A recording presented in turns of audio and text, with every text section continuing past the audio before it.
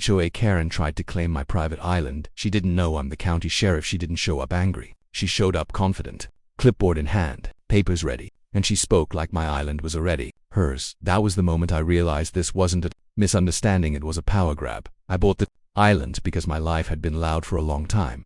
Law enforcement doesn't turn off when you go home. The calls, the stress, the decisions that follow you to bed, they pile up. So when I finally had the chance, I invested in something simple: quiet water, trees that didn't ask questions, and land where no one told me what color my roof should be. The island was privately deeded, surveyed, recorded, no shared access, no association, no HOA, or at least, that's what the paperwork said. About half a year after moving in, I noticed a boat easing toward my dock one afternoon. Not fast, not lost, purposeful. A woman stepped off like she'd done it 100 times before. Clean outfit, confident walk, clipboard tucked under her arm like a badge of authority. She introduced herself as representing a nearby HOA.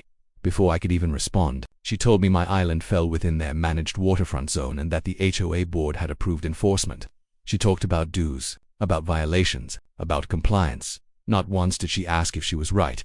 That's what made it unsettling. I asked her where she got her boundary information. She handed me a packet full of assumptions, outdated maps, and language that sounded official but wasn't law.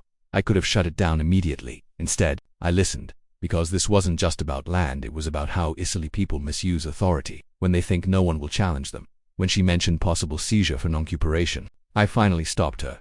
I told her calmly that the island was not part of any HOA, never had been, and that she was standing on private property without permission. She smiled like she'd heard that before. That's when I showed her my badge county. Sheriff. Her confidence didn't disappear, but it cracked. I explained, professionally and without raising my voice, that attempting to claim property outside her jurisdiction wasn't just wrong, it was serious. Trespass, intimidation, and misrepresentation aren't softened by clipboards. I gave her the opportunity to leave peacefully. She argued instead. So I followed procedure. County records confirmed everything in minutes. The island's boundaries were clear. Her HOA had zero authority. What they did have was a pattern of overreach that hadn't been challenged yet.